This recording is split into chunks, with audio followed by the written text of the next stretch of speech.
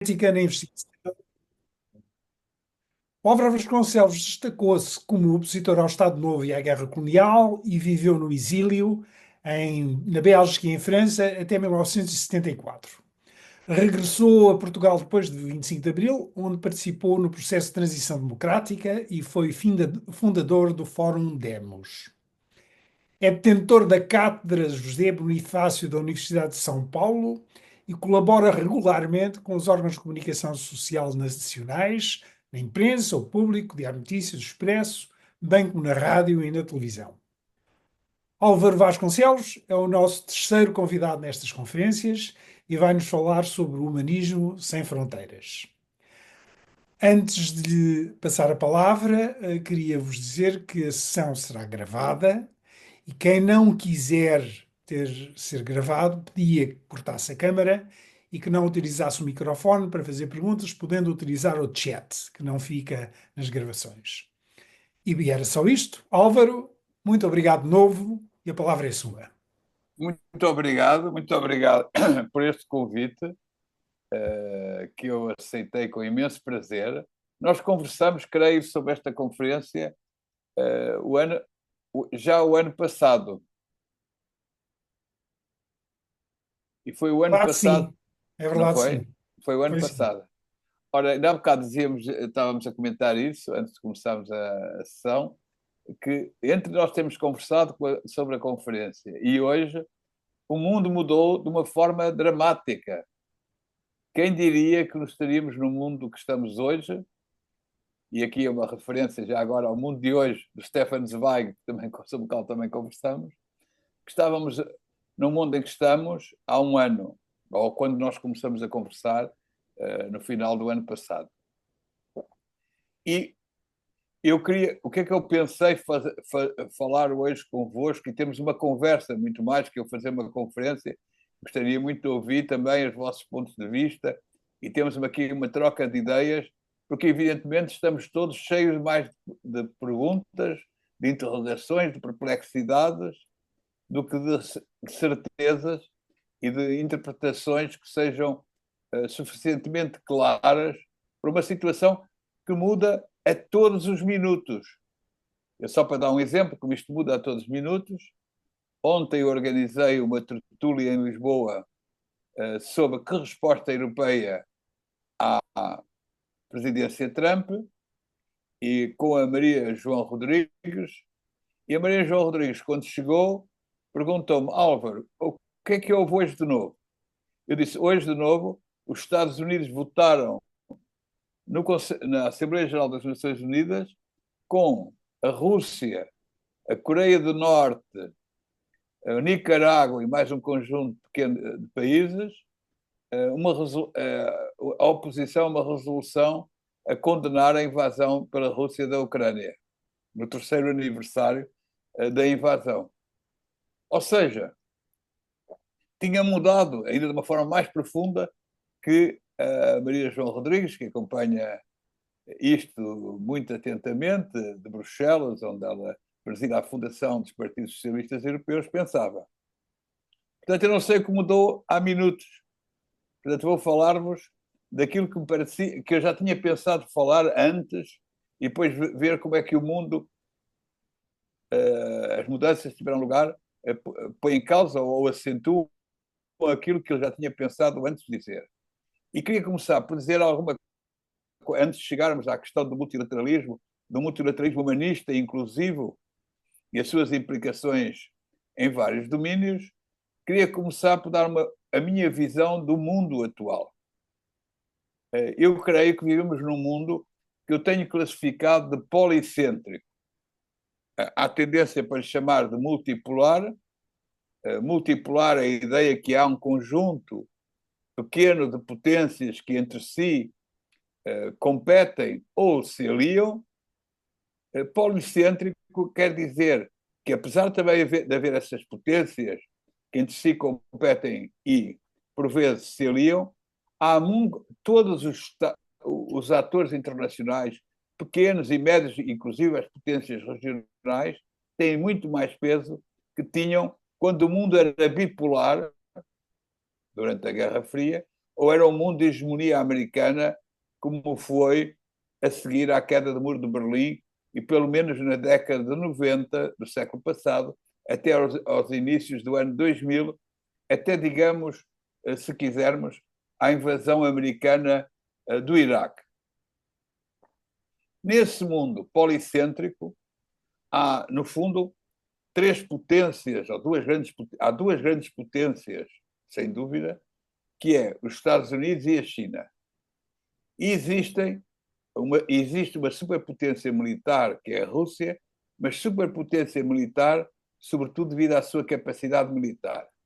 A característica atual desse mundo policêntrico é que essas grandes potências, Estados Unidos atual com Trump, a China de Xi Jinping e a Rússia de Putin, são potências que consideram que a forma de se relacionarem é pela afirmação do seu poder.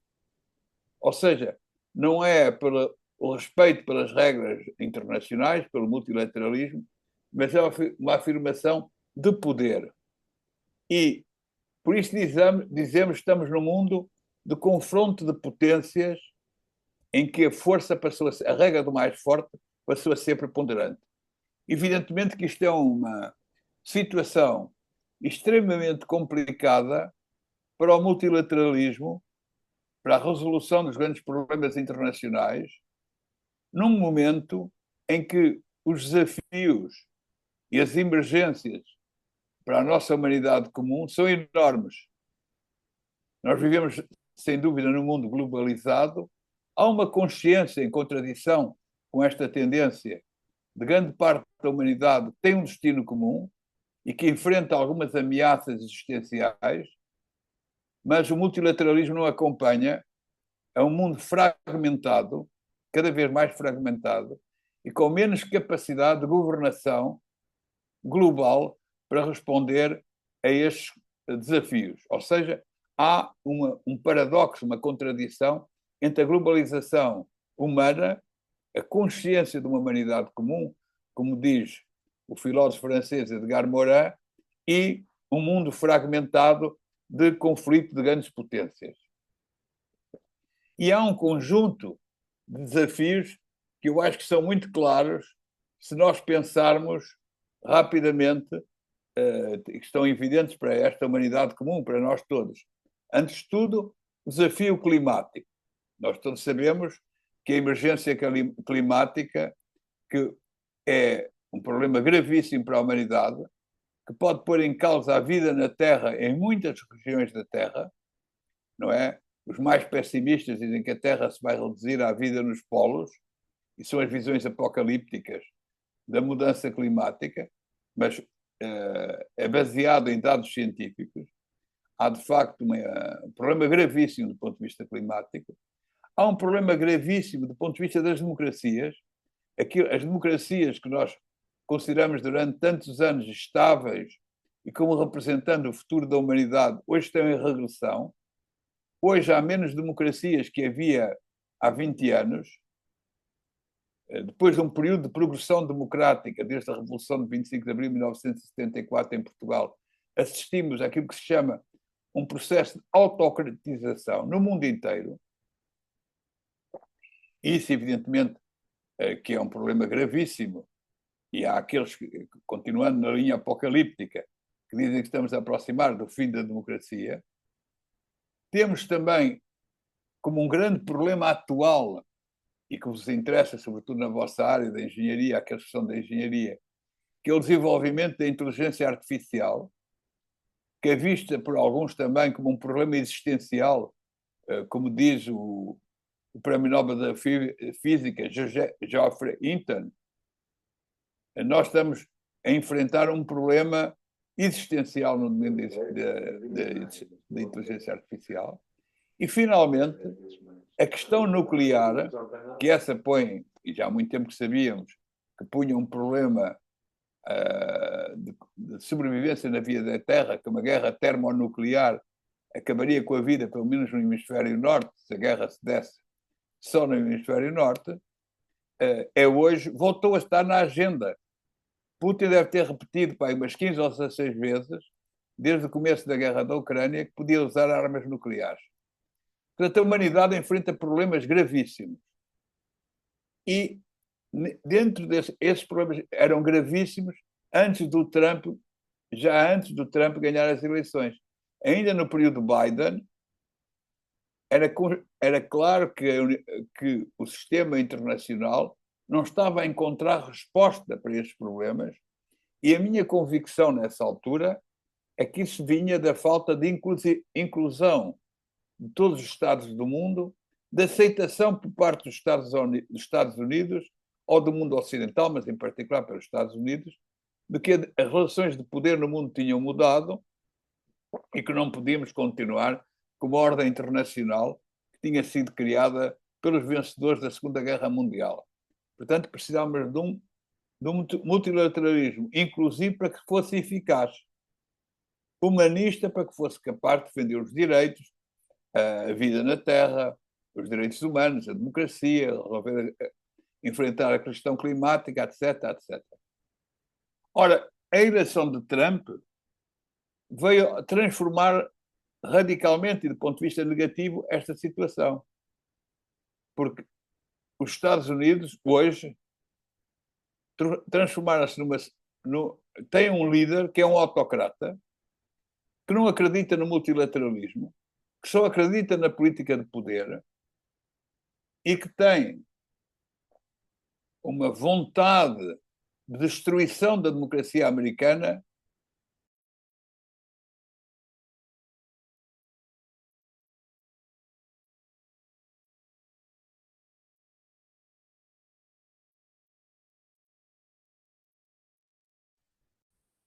Acho que perdemos o nosso conferencista. Vou tentar contactá-lo.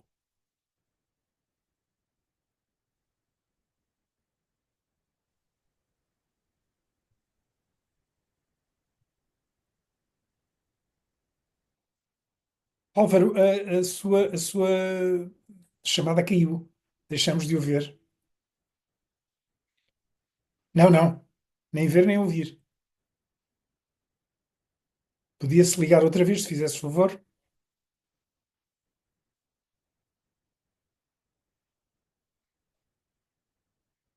Experimente então, sim, sim.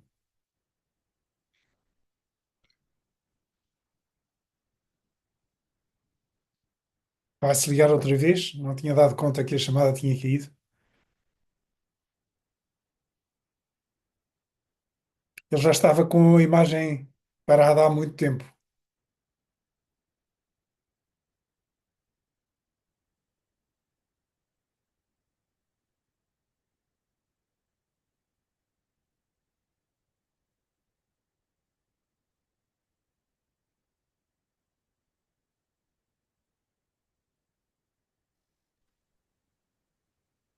Estão-me a ouvir agora? Sim, senhor, agora estamos a ouvi-lo e a vê-lo perfeitamente bem. Sim. Ok. Eu já não sei onde é que ia. Eu não sei onde é que eu ia. Estava a falar da administração Trump e da recusa do multilateralismo e de uma visão de Ok. poder Ok. baseada Pois, sobretudo no poder, não é? ele queria destruir a democracia americana.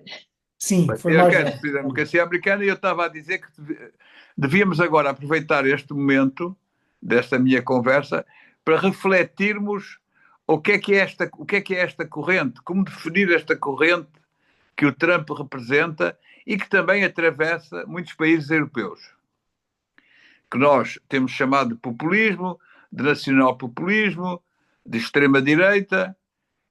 Olha, se olharmos para Trump ele mesmo e para os ideólogos à volta de Trump que existem, é fundamentalmente a Heritage Foundation, que é a fundação que preparou o programa para o Trump, que é o programa 2025. Eles definem-se como nacional-conservadorismo. O presidente da Heritage Foundation, que é o Kevin Robert, que foi o principal autor desse programa 2025 que o Trump tem posto em prática, publicou um livro com o título A Luz da Aurora, A Luz da Aurora, um uh, retomar Washington para salvar a América, é como se chama o seu livro, e aí define de uma forma clara aquilo que ele considera o nacional-conservadorismo. Conservador, nacionalista e desregulador de todas as regras do Estado americano, de proteção social, de regulação das grandes empresas, portanto, aquilo que eles chamam também uma forma de serem libertários, libertarismo, como o Milei da Argentina. Isto é como eles se definem. Eu penso que, olhando para a ideologia deles, para o culto da masculinidade, o culto do poder pessoal, o nacionalismo, o ódio pelo outro como instrumento de política, nos parece muito parecido com a ideologia do fascismo. E, portanto, se chamarmos neofascistas, acho que estaria no caso de Trump bem aplicado, e dos que apoiam o Trump, e de algumas das correntes da extrema-direita europeia, que não são todas iguais. Eu agora não tenho tempo para desenvolver essa parte, mas é só para dizer que não são todos iguais. Esse poder de Trump, no caso americano, é acompanhado, como nesta perspectiva também do nacional-conservadorismo, por um poder enorme dos oligarcas. Dos oligarcas, ou num tipo específico dos oligarcas, que são os oligarcas do mundo técnico-financeiro. Os que estão ligados às grandes plataformas digitais, do X, do Elon Musk, da Amazon, de todos os grandes oligarcas americanos. As 4 maiores fortunas americanas dos oligarcas representam um produto superior ao da Turquia, é o produto superior a 175 países do mundo. Portanto, concentram uma fortuna absolutamente colossal. E este poder dos oligarcas na política internacional é acompanhado por um apoio claro à extrema-direita nos outros países, não é? Ainda recentemente, o vice-presidente americano, na Conferência de Munique, afirmou o seu claro apoio à alternativa para a Alemanha, o que provocou um grande escândalo na Alemanha e uma enorme surpresa. A alternativa para a Alemanha, que é um partido de extrema-direita com reminiscências no neonazismo alemão. Portanto, estamos de facto numa situação que era absolutamente inconcebível. Eu penso que podemos definir esta situação, que as pessoas... Mas o que é que se passou? Porque é que ontem era assim e hoje é completamente diferente? É o que acontece com as revoluções. Se nós pensamos que era Portugal em 23 de Abril, ou 24 de Abril de 74, e o que era no dia 26, vemos que num dia mudou completamente a situação política portuguesa. Num dia mudou completamente os valores que eram defendidos pelo Estado português. Mudou a questão da liberdade de imprensa, de partidos. Houve uma mudança radical num dia. É isso que é uma revolução. Num momento preciso da história, há um salto qualitativo, uma transformação enorme da sociedade. Essa transformação enorme que nós vimos em Portugal, no sentido do progresso, da democracia e da inclusão e dos direitos humanos, nos Estados Unidos estamos a assistir exatamente no contrário. Quer dizer, o poder do Trump mudou integralmente a política americana internacional e ainda, como dizíamos, ainda ontem, votaram ao lado da Rússia e da Coreia do Norte na questão da Ucrânia. E a questão da Ucrânia tornou-se uma questão central. E agora, antes de falar da questão da Ucrânia como uma questão central, em que nós vemos, de qualquer maneira, dentro desta perspectiva do nacionalismo conservador, que eu também gosto de chamar nacionalismo identitário, uma proximidade ideológica entre Trump e Putin. Portanto, quando Trump e Putin se encontram, encontram-se dois indivíduos que têm uma vontade de império, uma vontade de poder, mas também do ponto de vista ideológico, acham que a sua identidade cultural de um grupo preciso da sua sociedade é absolutamente aquilo que eles devem defender e aquilo que está ameaçado pelos imigrantes, pelo Ocidente, pela decadência ocidental, como diz Putin. A decadência ocidental é o avanço nos direitos humanos, nos direitos da igualdade das mulheres e das comunidades sexualmente e da igualdade de género, não é? Portanto, esta proximidade faz parte também deste panorama do crescimento da extrema-direita internacional, do nacionalismo identitário, esta convergência ideológica, em muitos aspectos, entre o Trump e o Putin. A União Europeia neste contexto. A União Europeia neste contexto, eu queria talvez dividir isto em duas partes. Uma primeira parte era o que a União Europeia estava a fazer no contexto do mundo policêntrico, aquilo que eu chamaria o mundo pós-Covid. Vocês lembram-se, como eu, certamente, que durante o Covid nós falamos muito do mundo pós-Covid. Houve um grande debate. O mundo pós-Covid vai ser um mundo de solidariedade, de compaixão, de proximidade entre as pessoas, de atenção aos mais fracos. E a União Europeia assumiu a ideia do mundo pós-Covid e tomou um conjunto de medidas para responder àquilo que eram que a experiência do Covid, da sua resposta ao Covid, porque a União Europeia, de facto, respondeu de uma forma solidária ao Covid. Não é? Nós, portugueses, fomos vacinados ao mesmo tempo, ou se calhar antes dos alemães, porque houve as compras comuns da vacina e uma distribuição eficaz em Portugal. Portanto, se pensássemos que não houvesse a União Europeia, quando é que nós teríamos sido vacinados, não é?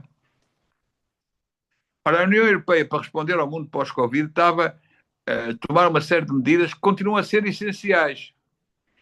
Lançou o Programa de Reconstrução e Resiliência com um empréstimo comum, um empréstimo da Comissão Europeia, portanto, um grande projeto que era impensável antes. Tinha lançado o Pacto Verde para enfrentar a questão climática e permitir a transição energética, o que era, evidentemente, algo absolutamente essencial, e colocou a União Europeia, como já, de certa forma, já estava, como sendo a área do mundo mais avançada na resposta às mudanças climáticas, que não podem ser respondidas a nível nacional, nem da União Europeia, tem sido a nível global, e por isso o apoio da União Europeia ao Acordo de Paris e todas as medidas internacionais tomadas. E a União Europeia começou, ultimamente, a trabalhar para a regulação do mundo digital e da inteligência artificial, não é? E o regulamento da União Europeia sobre a inteligência artificial é de junho de 2024. Digamos que foi o último passo neste mundo pós-Covid em que a União Europeia estava empenhada.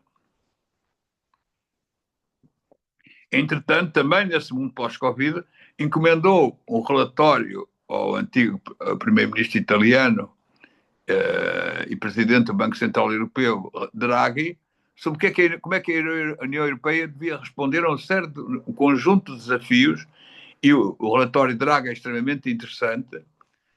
Se não o leram, sugiro que leiam pelo menos o sumário do relatório, que é um relatório imenso, em que ele aponta a absoluta necessidade da Europa passar a ser competitiva em uma série de domínios, inclusive, e nomeadamente, na questão digital e da inteligência artificial, onde a Europa está muito atrasada. E é construir uma base industrial significativa europeia. Isto são as ideias fundamentais. E ele propõe que, para isso, a União Europeia tem que investir por ano 800 mil milhões nessa transição, na criação da transição digital, no domínio da inteligência artificial e na criação de uma base industrial significativa.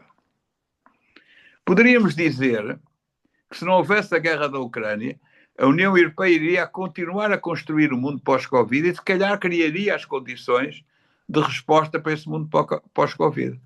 Entretanto, houve a invasão da Ucrânia pela Rússia. E neste momento, mas com os Estados Unidos a darem as garantias de segurança que a União Europeia precisava e que a Ucrânia precisava. Mas neste momento, com a eleição de Trump, a questão da Ucrânia passou a ter uma dimensão para a União Europeia completamente diferente do que teve nos últimos 3 anos. E cada dia que passa, a dimensão e a necessidade do empenho europeu é mais significativa. E onde é que estamos hoje? Estamos na questão da discussão que a resposta europeia à questão existencial da invasão por Trump da Ucrânia. Eu, quando digo existencial, não quero dizer que eu penso que a Rússia tem capacidade para chegar a Bruxelas, ou a Paris, ou a Berlim. Não tem. Mas se pensarmos nas repúblicas bálticas, que são membros da União Europeia, podemos ver qual é a ameaça que pesa sobre a União Europeia, que aquilo que Trump fez na Ucrânia pode perfeitamente fazer nas repúblicas bálticas, ainda talvez mais facilmente, certamente mais facilmente, se não houver garantia de segurança dada pela NATO ou pela União Europeia. E é por isso que nós temos visto, nos últimos tempos, uma grande vontade da União Europeia, ou de Estados da União Europeia, de encontrarem uma resposta para a questão da segurança da Ucrânia. Isso está a ser feito, sobretudo, por um conjunto de Estados e não pelo conjunto da União Europeia. Quem tomou a iniciativa desta resposta europeia à questão ucraniana, com o desaparecimento das garantias de segurança à Ucrânia que davam os Estados Unidos, foi a França. E como vocês viram, o presidente francês convocou uma reunião em Paris e tem tomado uma série de iniciativas envolvendo o primeiro-ministro britânico e, portanto, o Reino Unido, que se afastou da União Europeia com o Brexit, hoje está perfeitamente integrado na importância de encontrar uma resposta à questão ucraniana e uma resposta a Trump comum, conjugada com a União Europeia.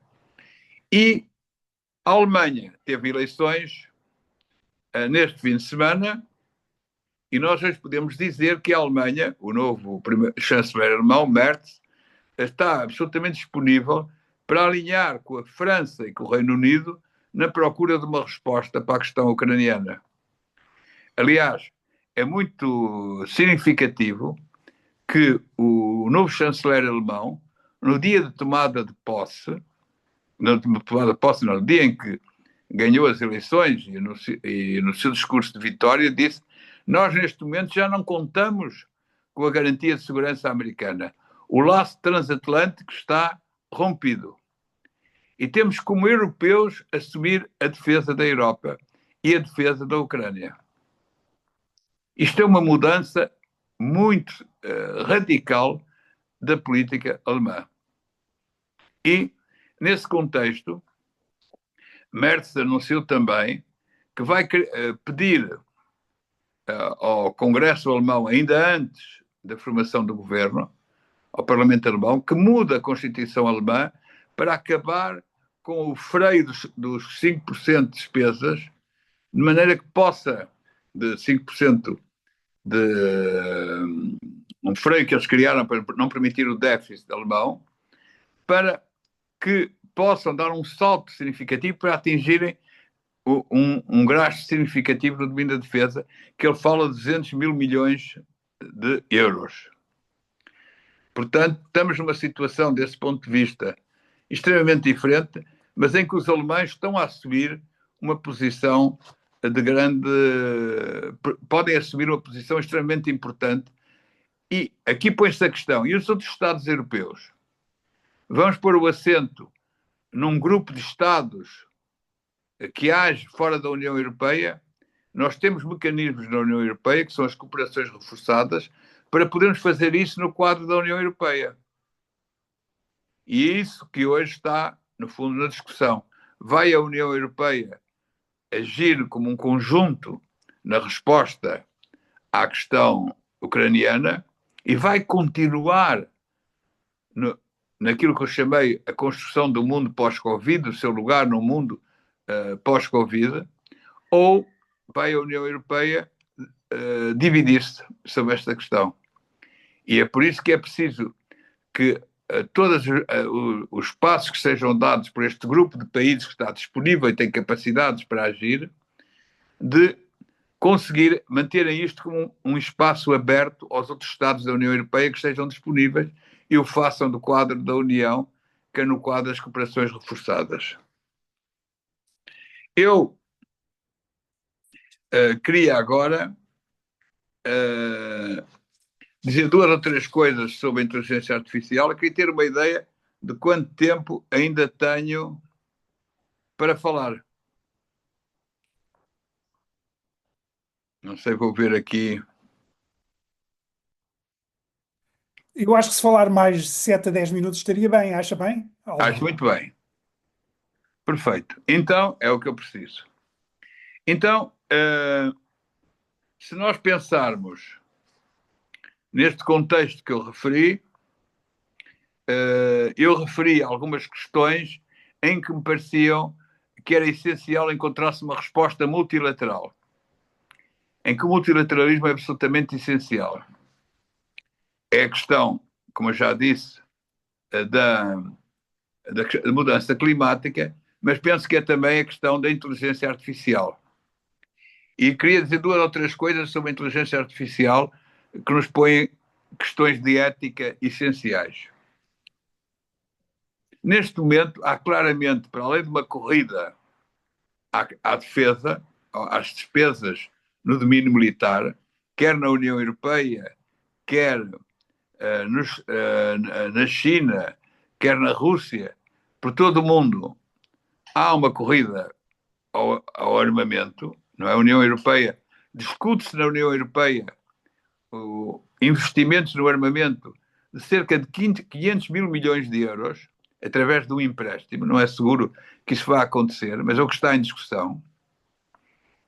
Não vai sequer acontecer porque os alemães se opõem, vamos ver. Mas esta corrida ao armamento é acompanhada por uma corrida à inteligência artificial. E a inteligência artificial transformou-se num dos domínios essenciais da competição mundial. Hoje, quando o Trump, quando tomou posse, disse que ia despender 400 mil milhões de dólares no apoio às empresas americanas e à investigação no domínio da inteligência artificial. Os europeus responderam com a Cimeira de Paris, organizada pelo presidente Macron, em que a França afirmou que tinha conjugado cerca de 120 mil milhões para a inteligência artificial, e a Comissão Europeia anunciou um pacote, que vai pôr em prática um pacote, anunciou nessa conferência, de 200 mil milhões. Portanto, a inteligência artificial passou a ser uma questão, para usar a expressão francesa, um enjeu, um desafio da competição internacional entre as grandes potências. Vocês viram que logo a seguir a Trump a ter anunciado o seu investimento significativo na inteligência artificial, que a China deu a conhecer o DeepSeek, e que a China tem todo um programa já há muito tempo de desenvolvimento da inteligência artificial, com milhares de empresas envolvidas e milhares de centros de investigação. E com grande apoio à investigação científica nesse domínio. Ora, a inteligência artificial coloca aos europeus o dilema de regulação e inovação. E esse é que está no centro do debate. Regulação e inovação. Eu costumo dizer quando olho para a temática de inteligência artificial hoje, pelos alertas que são dados por pessoas como a Geoffrey Hinton, de que estamos a criar máquinas, agências, instrumentos que vão querer dominar os homens, ou que vão considerar os homens supérfluos, de que nós estamos em relação à inteligência artificial num momento semelhante, que podemos chamar o momento Oppenheimer. Porque o Oppenheimer, depois de desencadear, ter criado a bomba nuclear, e depois ela ter sido utilizada em Hiroshima e Nagasaki, o Oppenheimer dedicou-se à regulação do armamento nuclear. E, de facto, depois da utilização da bomba, criaram-se mecanismos internacionais para regular a bomba atómica que se mostraram bastante eficazes até hoje. E nunca mais foi utilizado armas atómicas, apesar de ter havido uma proliferação nuclear para outros estados do mundo, como a Índia, o Paquistão, Israel, e a França e o Reino Unido se terem transformado em potências nucleares, e a China ser hoje uma potência nuclear de primeiro plano, embora muito inferior à China, aos Estados Unidos e à Rússia. Mas esta regulação do nuclear só se deu depois da utilização da bomba. Ora, se a inteligência artificial, de que não sei o suficiente para poder dizer se os que prevêem que ela possa ser extremamente perigosa para os homens, têm razão ou não. Mas se têm razão, mais vale prevenir que remediar, então é preciso que a regulação se faça hoje, antes disso se tornar um problema grave. Ao mesmo tempo que é preciso inovar, porque é preciso desenvolver a inteligência artificial. E aí há 3 ou 4 questões que estão no centro da discussão sobre a regulação da inteligência artificial. A primeira é a questão de saber, que agora já está no debate, qual é o seu impacto na democracia. Através das fake news, dos vídeos falsos, como se viu na campanha americana, e aí a regulação seria possível através de ser claro qual é a origem do vídeo. Não é? Há uma série de propostas. A origem da notícia, nunca se deu importância às fontes no desenvolvimento das tecnologias de informação. O Google não diz qual é a fonte das informações que dá, ninguém diz qual é a fonte, se isto foi feito com inteligência artificial ou não. Impor-se que seja claro qual é a origem da fonte é um problema fundamental para a democracia. Depois há uma questão que eu acho que é extremamente importante e que se vai pôr, e que tem problemas éticos gravíssimos, que é as armas autómatas. As armas que são capazes de matar sem que o homem tenha que carregar no gatilho. Eu li um livro, até voltei a relê-lo recentemente, que eu acho que é um livro fundamental, que é o livro de Albert Camus, O Homem Revoltado. E o Albert Camus, no Homem Revoltado, diz assim: é fundamental que quando um homem dispara o gatilho, o seu dedo trema. Ou seja, toda a morte é algo que vai contra os nossos princípios éticos. E há circunstâncias, diz Albert Camus, em que, como na resistência francesa contra o nazismo, em que era preciso carregar no gatilho. Mas era preciso que fosse o ser humano e o ser humano tremesse. Ou seja, que o ser humano tivesse valores, não tivesse caído no niilismo e tremesse. Ora, se nós desenvolvemos armas, robôs, que são capazes de identificar o alvo e disparar sem que o homem dê ordem para disparar, ou seja, robôs que são lançados nos campos de batalha de forma autómata, sem qualquer interferência humana, isso desaparece o princípio ético do Camus, do dedo tremer perante a morte, perante o assassinato. Isso leva a toda uma discussão sobre essas armas, em que as Nações Unidas têm procurado travar o seu desenvolvimento, que na Europa se considera, e os ingleses e os europeus têm apoiado essas iniciativas das Nações Unidas, mas que hoje as pessoas se dizem assim: ok, nós vamos decidir não desenvolver robôs assassinos, robôs que existem já na ficção científica e que passariam a existir nos campos de batalha. Mas a Rússia vai travar esse desenvolvimento, a China vai travar esse desenvolvimento, os Estados Unidos vão travar, os Estados Unidos de Trump vão travar esse desenvolvimento. O que eu digo é que a União Europeia, se quer ter um lugar no mundo, tem que se basear nos seus princípios humanistas de inclusão, de multilateralismo, de respeito dos direitos humanos. E mesmo que isto faça não participar numa corrida que vai dominar possivelmente a área do armamento nos próximos anos, a União Europeia ganha com isto um poder de influência no mundo ao assumir os seus princípios que estas potências viradas para a política de potência e para a política e para o uso da força não terão. E por aí concluo, aí se abre uma possibilidade fundamental para a União Europeia na presente quadro internacional, ser a força para aquilo que eu chamo um multilateralismo inclusivo e humanista. Ou seja, um multilateralismo capaz de responder aos grandes problemas da humanidade e incluindo todos os atores que quiserem ser incluídos e defendendo normas que respeitem os direitos humanos. E, nesse sentido, vamos ter muitos parceiros. Não estamos tão isolados como isso. Eu, este ano, tive a cátedra, o ano passado e este ano, a cátedra José Bonifácio da Universidade de São Paulo, e o tema da minha cátedra é Relações entre a Europa e a América Latina, uma convergência necessária. Não é só uma convergência natural, é uma convergência necessária.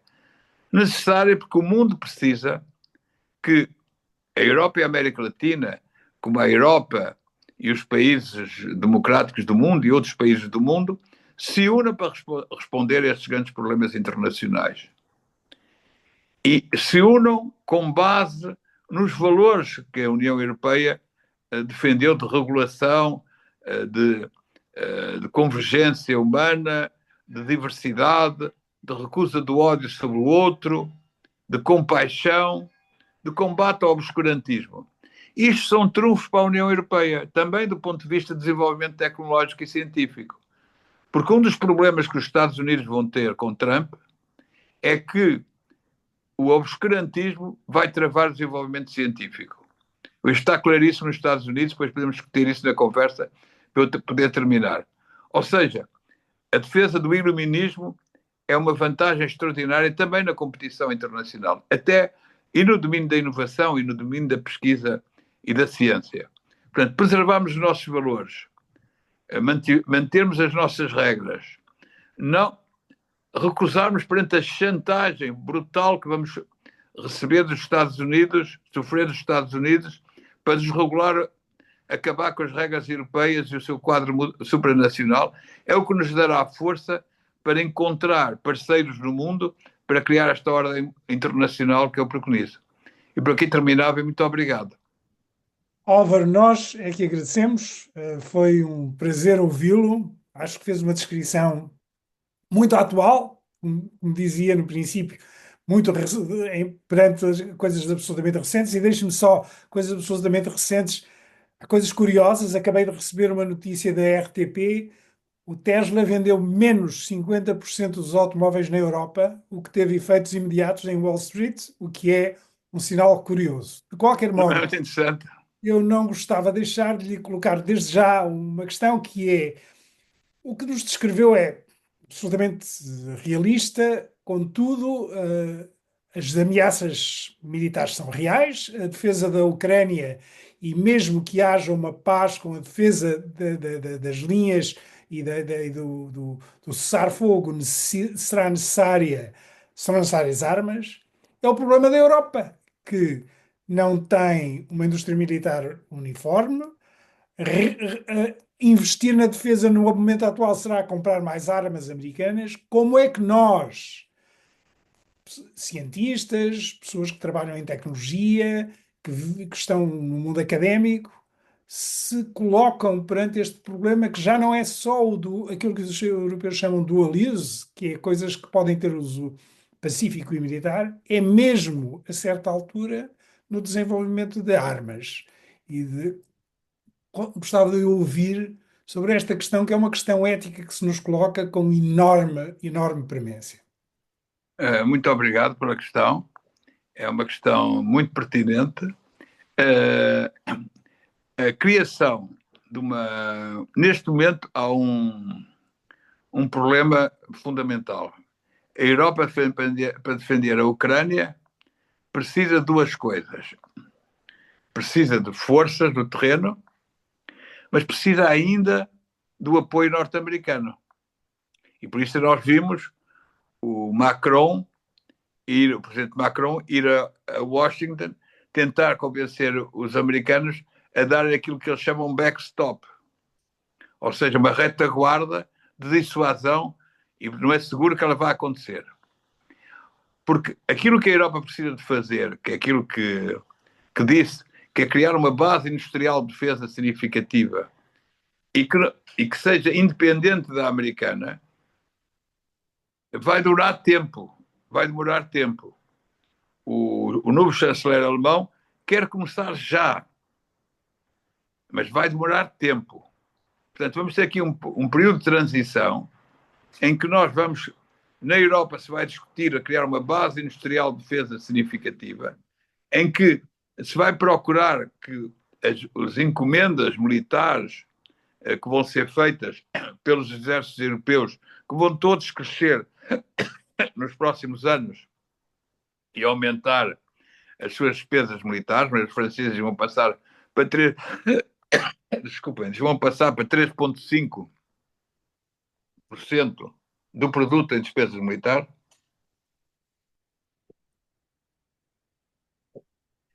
Isso vai obrigar a criar esta indústria, a que uma grande parte significativa destas compras dos Estados europeus seja feita às indústrias nacionais. Ao desenvolvermos estas armas e utilizarmos a inteligência artificial para o desenvolvimento destas armas, temos que ter princípios éticos. Ou seja, temos que ter em consideração aquilo que chamou de duplo uso.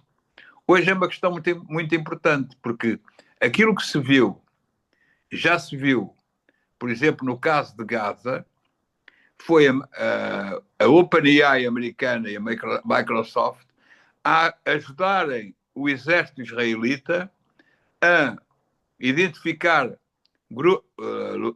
áreas em que estariam os palestinos e podiam estar membros do Hamas e facilitarem a destruição de Gaza. Houve um envolvimento direto, sabe-se hoje, há uma longa investigação do Guardian, do jornal britânico Guardian, sobre o envolvimento da OpenAI e da Microsoft no apoio ao exército israelita na destruição de Gaza. A identificação facial, a identificação religiosa, racial, religiosa não, mas também religiosa, mas racial das pessoas, é uma questão ética fundamental que, se vai ser utilizada para fins militares, será utilizada amanhã para fins civis, já é. As grandes bases de dados que foram utilizadas por Israel na questão em Gaza são utilizadas também para fins civis. Portanto, ter presente, quando se desenvolve um projeto militar, qual é as suas consequências? Por um lado, estamos a criar armas sobre as quais o homem não terá controle. Isso já é uma questão ética fundamental que eu já referi, não é? Mas, se estamos a criar instrumentos que vão permitir controle dos cidadãos e a sua identificação racial ou outras dimensões que são contra os direitos humanos tem que ser uma grande preocupação. Ao mesmo tempo que, evidentemente, que os cientistas e os técnicos europeus vão ser chamados a darem um contributo significativo ao desenvolvimento da indústria de defesa europeia. E, portanto, haverá aqui sempre este dilema, um dilema ético fundamental que se terá que pôr a cada momento. É sim, senhor. Quem quiser intervir, se quiser mostrar, levantar a mão.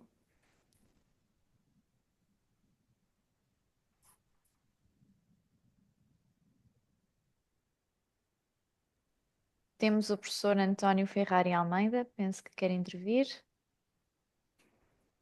António, abre o microfone, se fizer favor.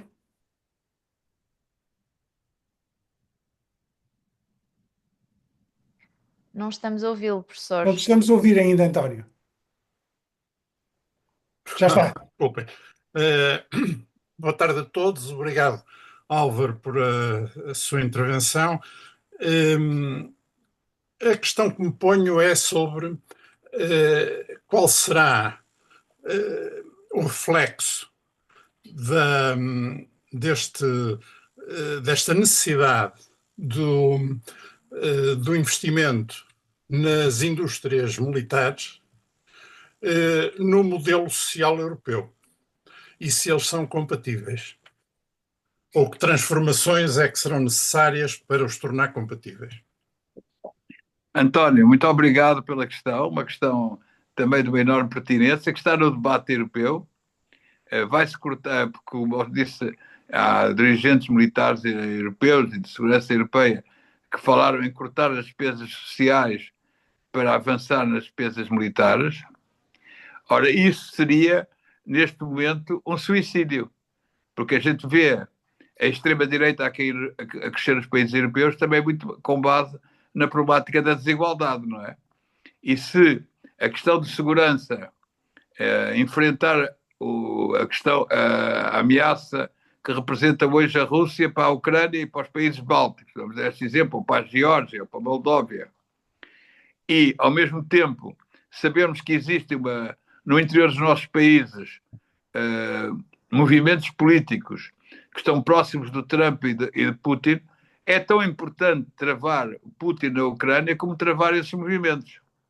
E, portanto, aumentar a desigualdade europeia só contribuiria para enfraquecer a capacidade de resistência da Europa perante, vamos chamar, o nacionalismo identitário e as ameaças que ele representam para a paz internacional e para a resolução dos grandes problemas da humanidade. Nesse sentido, é preciso que a criação de uma base industrial de defesa europeia seja algo a mais. Por isso é que a proposta é que seja feita com um grande empréstimo da Comissão Europeia, como foi o empréstimo para o Programa de Reconstrução e Resiliência, e que não venha a ter um impacto sobre as políticas sociais europeias. E, por exemplo, a questão ambiental, questão-chave. Será que vamos construir uma indústria de defesa poluente ou uma indústria de defesa que se regará pelas regras ecológicas e da transição energética? Portanto, isso vai-se pôr essa questão. Podemos construir uma indústria de defesa significativa, mas que seja inserida na transição energética. É uma questão que normalmente não se põe, que é a indústria de defesa e a ecologia. Qual é o impacto da indústria de defesa na poluição? Como contribuir ao construir uma indústria de defesa também para a transição energética? Nós sabemos do passado que os investimentos na ciência dedicada e na tecnologia dedicada à defesa tiveram implicações as mais diversas. Foi assim que nasceu a internet. Foi de um projeto para o exército, para a Força Aérea Americana, desenvolvido pela Rand Corporation. Portanto, aquilo que nós vamos fazer na indústria de defesa pode ter fins civis muito positivos, nomeadamente a inteligência artificial, que é fundamental no campo da saúde. Aquilo que se fizer com progresso na inteligência artificial, mesmo que seja para fins militares, pode ter efeitos muito positivos no domínio da saúde. no domínio da medicina, no domínio do combate às mudanças climáticas. E no nosso domínio europeu, uma indústria militar que se cria tem que ter como objetivo ser uma indústria militar para a defesa, defensiva. E isso, evidentemente, é uma questão mais política que uma questão da indústria de defesa, não é? Como é que ela será utilizada? Muito bem. Muito obrigado, Álvaro. Gabriel e Ricardo. Ok, muito obrigado também. Foi uma introdução de facto muito interessante. O panorama que traça de alterações nas condições de funcionamento das nossas sociedades, em particular na Europa, também se reflete no enquadramento que os institutos de investigação, como a Inestec, têm. E, em particular, o financiamento que estávamos habituados vai provavelmente passar a ter uma componente de defesa bastante mais significativa e requisitos relativamente à maneira de se fazer investigação diferentes. A pergunta que eu lhe gostava de pôr não é tanto acerca da maneira interna de funcionar das instituições, mas sim acerca de que missão é que vê para estes institutos, o que é que acha que a sociedade deve pedir aos institutos de investigação nesta fase? Eu acho que a sociedade, muito obrigado pela sua pergunta, acho que a questão da investigação é uma questão extremamente importante. Eu há bocado referi que acho que é um ponto forte da União Europeia e que vai se tornar mais forte com o aumento do obscurantismo nos Estados Unidos, é a sua capacidade científica, a prevalência do iluminismo e os valores que presidem ao nosso trabalho científico. Ou seja, quanto mais as disciplinas humanistas estiverem relacionadas com o trabalho científico dos institutos, nos mais diversos domínios das ciências e sobretudo na formação universitária, mais nós seremos capazes de responder aos desafios que hoje põe a humanidade com a nossa ciência e com a nossa tecnologia. Se pensarmos que um dos grandes desafios da humanidade são, por exemplo, as mudanças climáticas ou a regulação da inteligência artificial, é preciso um trabalho científico significativo nesse domínio. É preciso pôr fundos e meios nesse domínio. Ou seja, o que eu penso é que quando a gente... Agora, o esforço que se vai fazer no domínio militar não pode acabar com o esforço nos outros domínios. E que os institutos não podem também, porque há fundos que vão ser postos à disposição para a investigação científica a fins militares, considerarem que os outros domínios hoje não são prioritários. Os Estados e a União Europeia têm que continuar a dar prioridade aos domínios da questão do combate às mudanças climáticas, da limpeza da atmosfera, de retirar CO2 da atmosfera, que nós sabemos hoje que os acordos de Paris são claramente insuficientes e que vai preciso haver um grande esforço de limpeza da atmosfera, retirar CO2 da atmosfera. Isso exige um grande esforço de investigação e de desenvolvimento da tecnologia nesse domínio.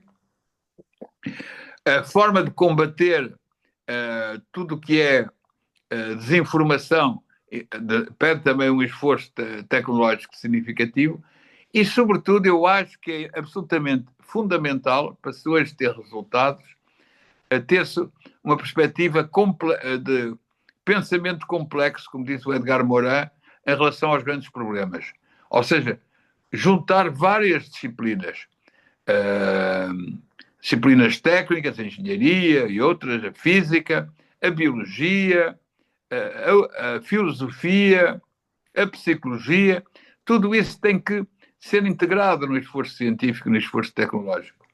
E se a Europa o fizer, atrairá cientistas do mundo inteiro, nomeadamente cientistas americanos, que hoje vão se sentir numa situação extremamente difícil por causa de todas as campanhas que há nos Estados Unidos contra a liberdade de pensamento dos cientistas. Por exemplo, as medidas tomadas para impedir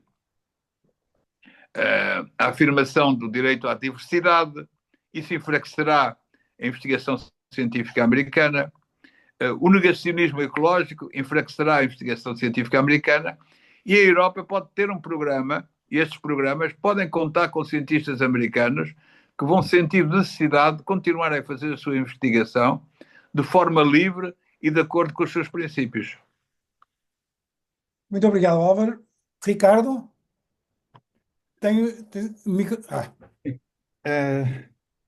Olá, Álvaro. Viva! Que bom passado tantos anos. É um prazer ver o Ricardo. Como está? Tudo bem? Álvaro, esta pergunta do Gabriel já de alguma forma se relaciona com dos pontos que eu ia colocar, que era relacionado com a importância da multidisciplinaridade, e que este evento e esta conversa é um exemplo do que é necessário, que é cruzar a engenharia com as ciências sociais e humanas, que é algo que é difícil de fazer, e que muitas vezes é feito de forma relativamente superficial, mas temos aqui uma oportunidade para o aprofundar, e portanto eu gostava de ouvir quais são os princípios e que nos devem orientar também, até de uma forma prática para o fazer. E a outra questão era relacionada com o nosso posicionamento, enquanto Europa e também enquanto Portugal, como país atlântico e como país com uma história muito profunda, não só na relação com a Europa, mas também na relação com os Estados Unidos e com a Ásia e com outras regiões do mundo. Porque não estará este momento geopolítico também a trazer-nos uma oportunidade de posicionamento, além dos desafios que foram tão bem descritos até agora? Muito obrigado, Ricardo. É um prazer voltar a vê-lo e conversar consigo neste contexto. E então, falando de Portugal e os Estados Unidos, isso é um tema muito interessante. Portugal é um país que se afirma como atlântico, país atlanticista, não é? Mas é um país com relações fraquíssimas com os Estados Unidos. Eu, aqui há anos, publiquei um livro com o embaixador Calvete Magalhães e com um professor de economia do ISEG, sobre aquilo que nós chamamos Portugal um paradoxo atlântico. O país que mais se afirma atlantista e o país que menos relações teve desde a Segunda Guerra Mundial com os Estados Unidos do ponto de vista económico, e que não tirou partido do crescimento económico dos Estados Unidos. O nosso atlantismo é muito ideológico, é muito pouco feito de medidas práticas, concretas, de tirar partido do poder económico, do poder científico e tecnológico americano. E esse atlantismo ideológico, hoje, evidentemente, está completamente destruído. Porque o Trump, enquanto Trump for, nós não sabemos se Trump ficará no poder por quanto tempo. O Trump possivelmente só ficará há 4 anos, embora ele já tenha dito, sabe-se lá, se vocês quiserem que eu fique mais tempo, poderia haver uma coisa contra a Constituição americana. Mas depois do Trump pode vir o Vance. Mas também pode ser que para o ano, quando houver midterm elections, o Trump perca a maioria no Congresso. Não é? O que nós sabemos que, de qualquer forma, este grupo de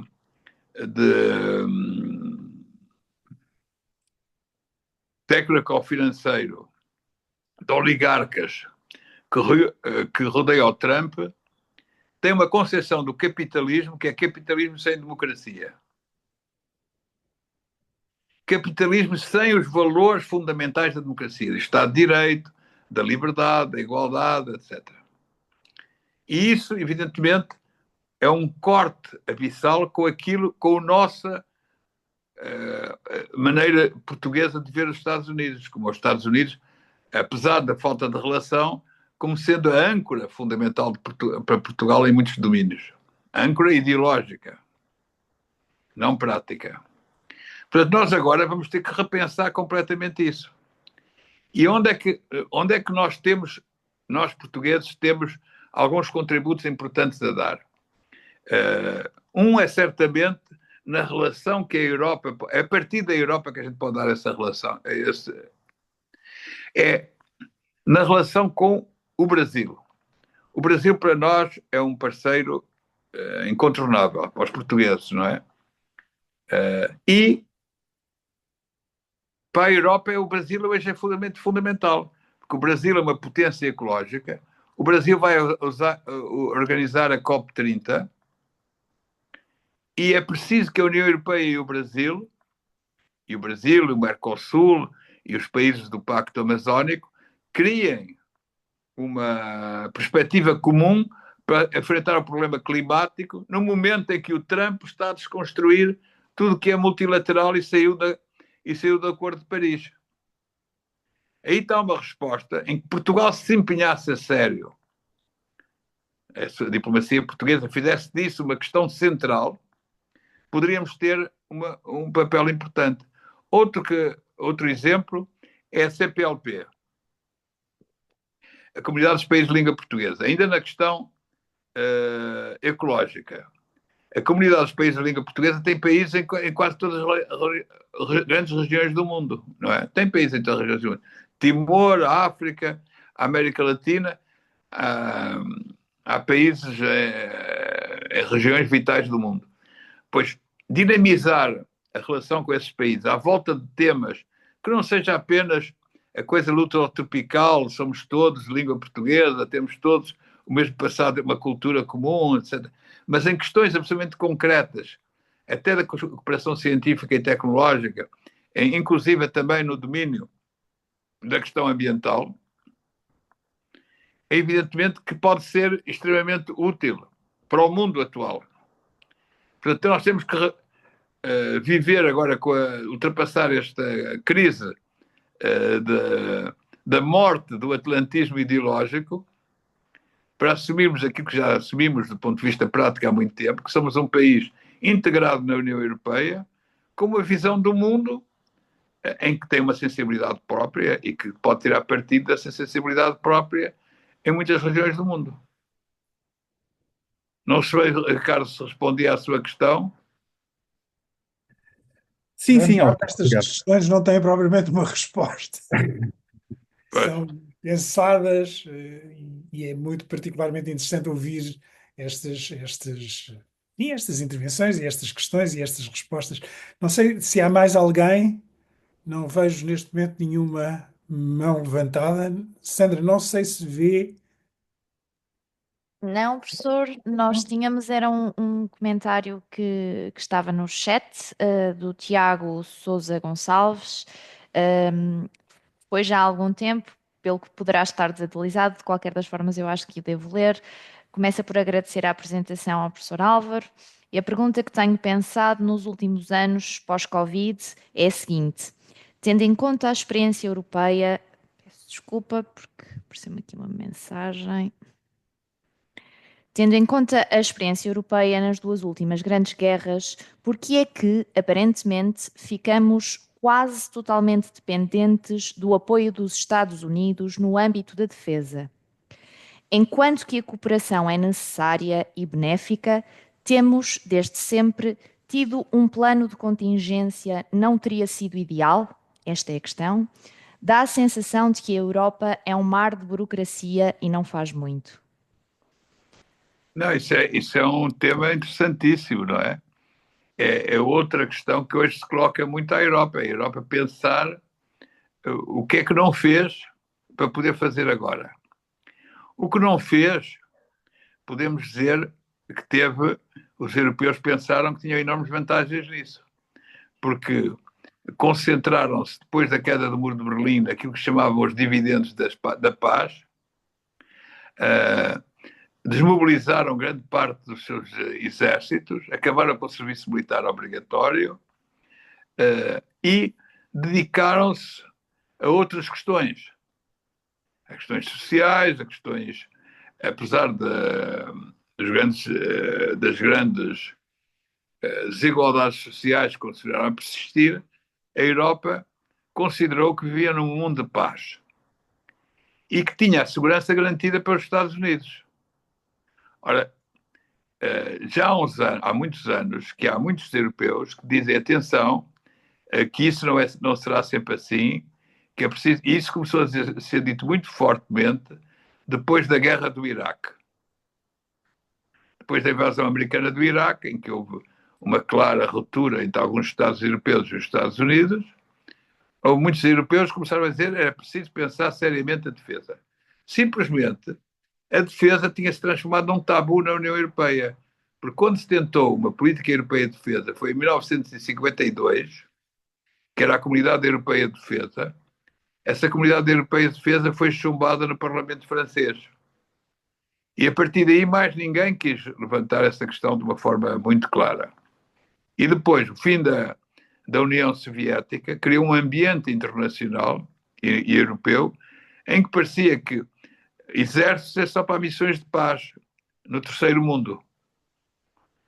Que nossos exércitos não enfrentarão problemas de segurança no continente europeu. Ao mesmo tempo que nós sabíamos que a Rússia continuava a ser uma superpotência nuclear, mas aí tínhamos o chapéu de chuva americano. O que é mais estranho é que depois de Trump 1, não é? Trump 1 já foi em 2016, já foi há 8 anos, não se tenha feito o trabalho que era necessário. Aliás, houve quem alertasse, como foi o caso do presidente Macron, que disse que é preciso dar um salto significativo na defesa. É preciso uma autonomia estratégica europeia. Isso eram lições tiradas do Trump 1. Mas chegamos ao Trump 2 sem ter feito esse trabalho de casa. Então, estamos perante uma situação em que temos que agora fazer à pressa e em força aquilo que podíamos ter vindo a construir ao longo dos anos. Ou seja, uma lição a tirarmos disto é que o atlantismo, como era visto, nomeadamente pelos ingleses e pelos alemães, estava errado. Ou seja, o atlantismo ideológico que eu referi a relação a Portugal, no caso inglês e no caso alemão, era mais que ideológico, respondia a uma Pensamos que a Alemanha foi reconstruída na pós-guerra com a ajuda dos americanos e que foram os americanos que garantiram a segurança alemã e que a Alemanha não tinha capacidade de ter armas nucleares. Quem teve armas nucleares foi a França e o Reino Unido, mas a Alemanha não tem armas nucleares. Ficou muito dependente dos Estados Unidos, a Alemanha. Isso para a Alemanha hoje é uma questão existencial essa mudança. E para o Reino Unido ainda mais, por causa do Brexit, a relação privilegiada com os Estados Unidos hoje está posta em causa. Muito obrigada, professor. Afinal, já me consegui conectar. Muito bem, muito bem. Não temos mais ninguém neste momento. Eu estive uns minutos sem rede, mas depois já me consegui conectar. Acho que não temos ninguém mais inscrito. Eu não queria deixar, portanto, vamos encerrar e eu queria agradecer imenso ao Álvaro esta interessantíssima intervenção. Eu acho que as questões que foram colocadas foram também muito relevantes e permitiram, enfim, eu não diria esclarecer, porque são temas que propriamente não se esclarecem, Exatamente.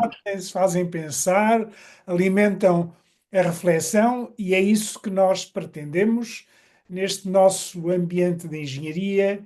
Achamos que isto é particularmente relevante num momento em que as nossas intervenções, seja em questões dos autómatos, seja robótica, sejam os drones, seja a inteligência artificial, todos os dias nos são colocadas questões que exigem uma profunda reflexão e as questões éticas que se nos levantam são de particular relevância. Por isso, agradeço a todos a presença, mas muito especialmente ao Álvaro Vasconcelos, excelente contribuição que nos deu e até muito breve, esperemos nós.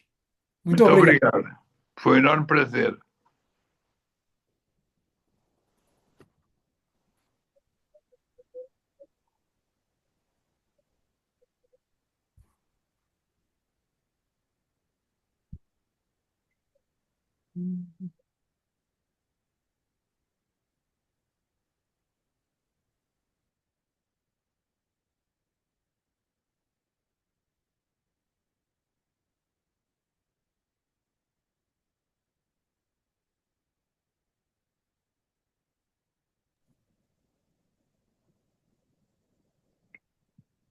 Muito bem, Sr. Professor, muito obrigada uma vez Muito obrigado, mais. foi um prazer. Foi um prazer e um gosto ouvi-lo. Até uma Muito obrigado. próxima. Até a próxima Ao vez. dispor Obrigado. para o que necessitar. Obrigada. Muito obrigado. Obrigada.